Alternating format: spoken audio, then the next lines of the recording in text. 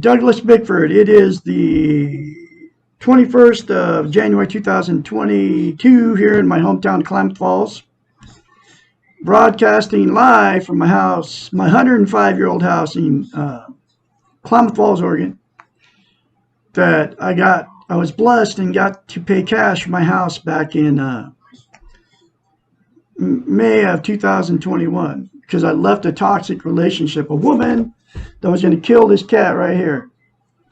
She, no, she killed two of my cats. Okay, and I'm still grieving over the loss of my two precious little angels. But she threatened to kill him right here because, oh, you're okay, buddy. This is Bullseye. Anyway, she threatened to kill him because I couldn't afford, because he scratched her mother in the face, okay? But the mother, the big, fat, 150-pound overweight mother moved in my house, and she lied about how he scratched her. She said that he jumped up off the floor for no reason and attacked her, which was a bold-faced lie. Anyway, that woke me up to what I had married. That relationship lasted 3.5 years, okay? But it was a toxic relationship from the get-go because I didn't have self-esteem and she didn't have any self-esteem. I posted an ad on Craigslist in 2017 looking for a woman, even though I had everything you could even imagine in Spokane, Washington. Thriving hot dog business in front of the courthouse for 9 years in Spokane, Washington. Bought and paid for a 2001 Marlette, 3-bedroom, 2-bath in a beautiful park. Manufactured home community in Spokane, Washington. $35,000 in silver in a safe in my house. Plenty of money, military retirement money coming in. Making $300 a day on a hot dog cart, Monday through Friday. But what I didn't have was self-esteem, okay? Self-esteem is self-love, self-confidence, self-worth. It's how you feel about yourself inside, okay? And the reason I didn't have any for my whole life up till I was 65 was because I was sexually, emotionally, and physically abused as a child by my parents, okay?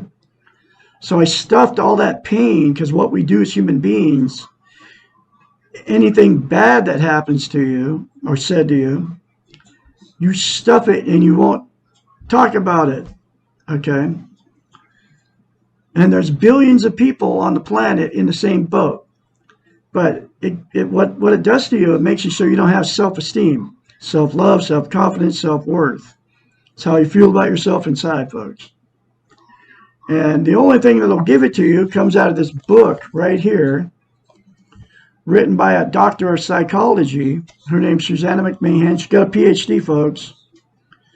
She was a psychiatrist, a therapist, a counselor many years. She's 73, lives in Madrid, Texas. This book was published in 1992, okay? And it teaches self-esteem, how to get it, okay? Nobody's teaching it. That's why I'm here. But anyway, that's how I ended up teaching self-esteem out of this book. Anyway, here is the very simple concept to get it, and it comes from a psychiatrist. You look at yourself in the mirror, you say, I love you, say, I love my inner child, say, I'm worthy to be loved and worthy to love. You say those 3 things to yourself in the mirror every day without fail, and it'll give you self-esteem, okay? And it all comes from her. And the thing about self-esteem is you have to practice it, okay? So when I tell you to do that, it comes from her, okay? She has all the credentials. It doesn't come from Douglas Bickford. I learned it from her, okay? And that's how I attained self-esteem. And the thing about self-esteem is you can't love without it, you can't be loved without it, and you cannot be content, okay? So you will get exactly what you are with no self-esteem. You'll get somebody that won't love you. Whether you marry them, whether you're, or just your boy or girlfriend, your partner, you get exactly what you are. And if you don't love yourself, you can't love. If you don't have self-esteem, which is self-love, if you don't love yourself, you can't love, and you can't be loved. Okay? So you'll get with somebody that doesn't love you. They can't love you. You can't love them. They can't receive love. You can't receive love without self-esteem. It's all true, folks. It's why I've been married 4 times and divorced 4 times. It's why you've been married more than once or had many relationships, failed relationships. Or the other thing people do, you'll relationship jump your whole life, or you'll stay stuck in a toxic relationship for a very long time. And people do that too, that don't have self-esteem because they're afraid to leave each other and they don't want to be a failure. Okay? I know many people that do that too. Okay, even though you fight and argue and the sex goes bad and all of it goes bad, right? You can't get along. It's like you're not in love with each other. You stay together because you need each other to be needed. Okay. You don't want to go through the pain or whatever reason you won't leave these people. But if you go into another relationship without self-esteem, the exact same thing will happen. Okay. Like I said, I've been married 4 times because of it. I have not jumped back in another relationship pushing 15 months now. I am full of self-esteem now because of mirror therapy, and it's because of this lady right here. I'd love to give her a big hug, but she's nowhere to be found. Okay. So what she told her clients to do is exactly what I just told you. Look at yourself in the mirror, say, I love you, say, I love my inner child, say, I'm worthy to be loved and worthy to love. And that's what she told her clients when they would go through their therapy sessions with her. Is their assignment when they went home for the week or whatever was to look in the mirror and say, I love you. Say, I love my inner child, say, I'm worthy to be loved and worthy to love. Okay? Because she knew that her clients didn't have a healthy mind. Okay? To get a healthy mind, you have to have self-esteem. She knew that. And she also knew that you can't lie to yourself in the mirror. That's why she told them as a therapist to go home and look in the mirror every day, okay? And keep saying it, no matter how it makes you feel, okay? But she knew that you can't lie to yourself in the mirror. Okay, and that's why mirror therapy is so powerful. Because, like I said, you can't lie to yourself in the mirror. So, when you do it, folks, the very first time, you'll have to force yourself to do it. Okay? Because you don't have self-esteem, self-love. It'll seem very strange and awkward. You'll not want to do it because it feels so weird, right? A lot of people won't do it because it feels so weird. But you got to force yourself beyond that feeling of it's not going to do nothing for you and all that. Trust me, it works. Because as soon as I read it out of this book, because of her credentials, having a PhD, a psychiatrist, right? I did it. And the very first time I did it, it was weird. I literally had to force myself to do it. But the more you say it, the more you feel it, and the more you believe it. And you will feel a difference. If you say it, and you keep saying it, to maintain self-esteem, you're not going to get it by saying it 1 or 2 or 3 or 4 or 5 times. You have to say it daily to yourself for the rest of your life. And keep saying it no matter how weird it feels. Okay? No matter... I'm getting it from her. It's not come from Douglas Bickford, so throw me out of the equation here. I'm just her spokesperson. I am relaying this message from a psychiatrist to you folks out there, and I guarantee you, if you do it, it's going to change your life. Okay, it will. Then get this book. It's in a link in the in the description in the video. About the video, there's a link. Go to Amazon, punch in the portable therapist, it comes up. It's like $14, brand new. Okay. You can all attain self-esteem by getting this book. Okay, but you can all get self-esteem by the 3 things into yourself in the mirror daily without fail. It all comes from a psychiatrist. Now, the reason that mirror therapy works, because you can't lie to yourself in the mirror, right? Like I said, we're all in front of the mirror every day, okay? And it's very easy for you all, when you get in front of the mirror daily, to criticize yourself. And you know why you do that? Because that's the way you feel about yourself, okay? You don't have self-esteem. If you had self-love, self-esteem, self-worth, self-confidence, you would never, ever say anything bad about yourself. But it proves you don't have self-esteem. And think about this. If you had a new relationship with somebody, right, whether it's a man or a new partner, just met these people, man, you want them to love you. You worship the ground they walk on. They worship the ground you walk on. You're like just brand new. Would you ever say anything dead straight in their face, in their eyes, bad, like you do to yourself in the mirror? No, you won't. You wouldn't, because you want them to love you. It's the same thing, folks. It proves that you don't love yourself, because you would never say anything to yourself, if you loved yourself, bad, okay? No matter what it is. Because we're all imperfect and we all age. I just turned 66. I was looking at myself in the mirror. I got one of those mirrors that goes like this, right? They go out so I can see my profile. I'm looking at myself. Holy moly, man. You're getting to look like an old man. But guess what? I said, I accept Douglas A. Bickford just the way I am, because I'm human and I'm imperfect, unlike what the television and the Facebooks tell you. Okay. Nobody on Facebook will ever talk like I was sexually molested and physically, sexually, and emotionally abused as a child, right? I carried that my whole freaking life. Nobody on Facebook is going to tell you that, because we've been trained that it's weak to show your feelings. I've been through a lot of pain in my life. We're all going to die, folks. That's reality, man.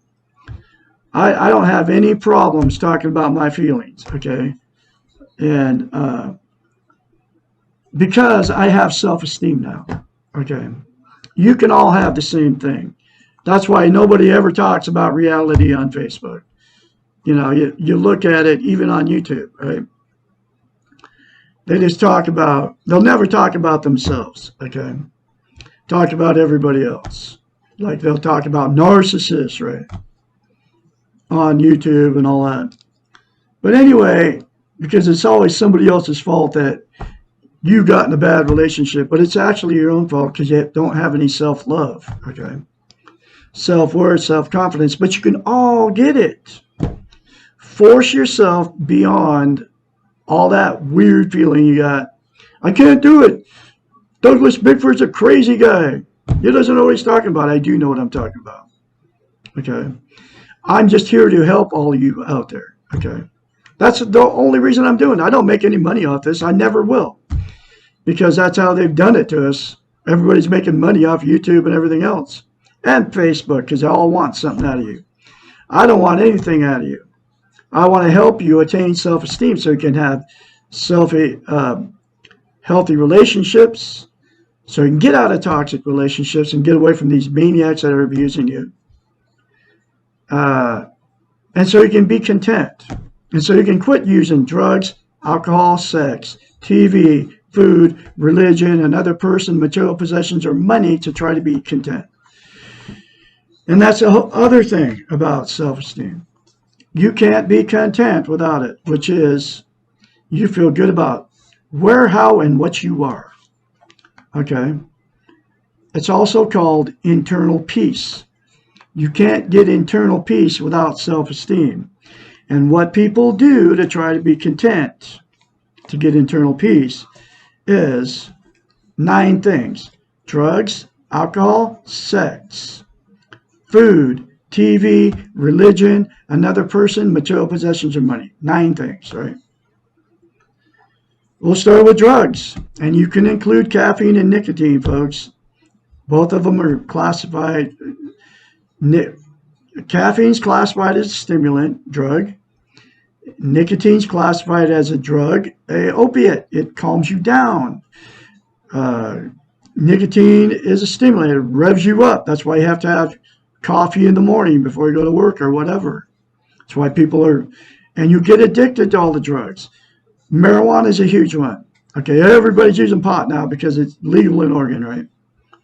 Because it makes them feel good, and you use all these drugs: heroin, methamphetamines, cocaine, all the prescription pills that your maniac doctors are prescribing you unnecessarily, like Oxycontin, just one of them, is nothing more than synthetic heroin, folks. They're doing this stuff to us on purpose. They're getting you addicted because it makes money for the big prescription pill companies, right?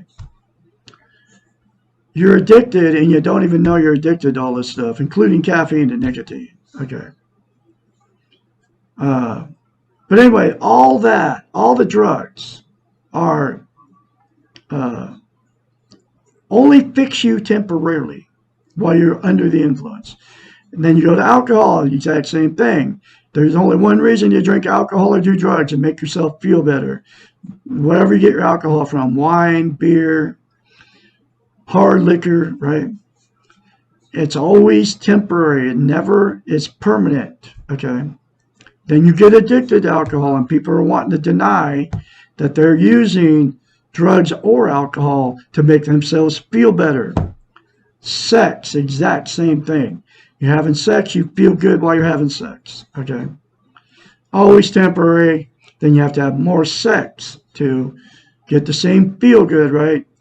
Food, exactly the same thing. You eat when you're hungry, and a lot of people are overeating past the full mark because they're trying to make themselves feel better because it feels good to eat, right?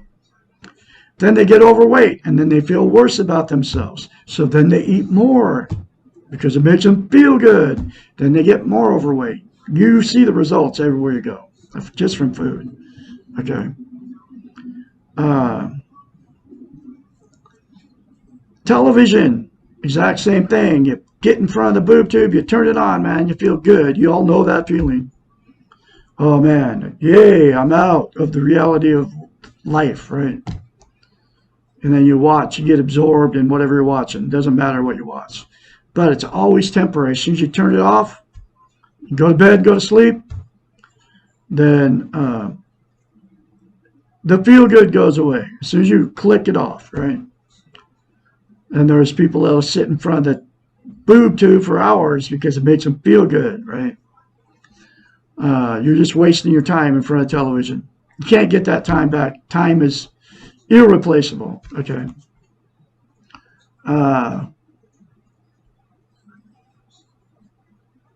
Religion, exact same thing. Go to church, you feel good. It doesn't matter which one it is. Christian, Muslim, Buddhist, Seventh-day Adventist, Mormon, Catholic, Lutheran, Episcopalian, all of them. Doesn't matter which one it is that you're using. You're using it to make yourself feel good. You go to church, you feel like you're getting close to God and all that stuff. Give them money. You participate. And while you're participating, it feels good. As soon as you leave, you have to go back to church to get more feel good. Okay, it's always temporary. Material possessions, exact same thing. You get something different. Before you acquire it, you're thinking about it. Oh, man, and then you go, oh, it's going to feel good to buy that. Then you'll buy whatever it is. You go to a thrift store, spend a bunch of money, and you buy it at a thrift store. It makes you feel good because it's cheap.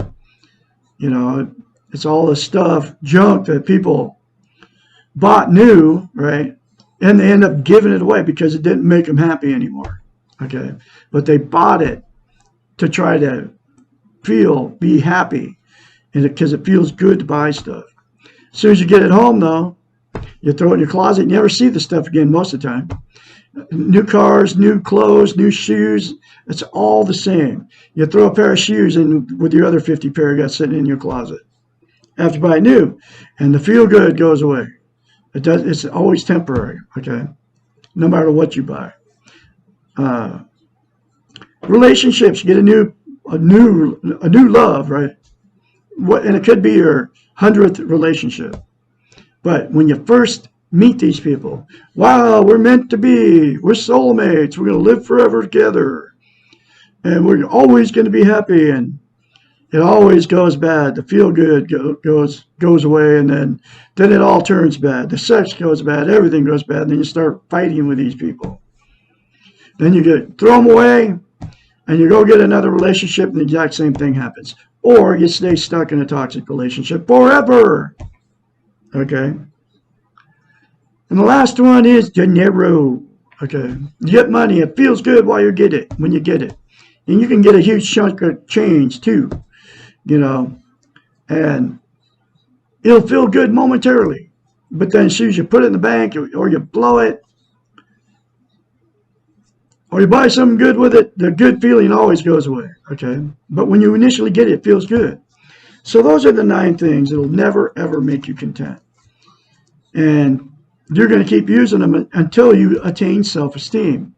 The 3 things in the mirror will give you self-esteem, which will make you content permanently. You won't be happy all the time, but you'll have this internal peace. Okay.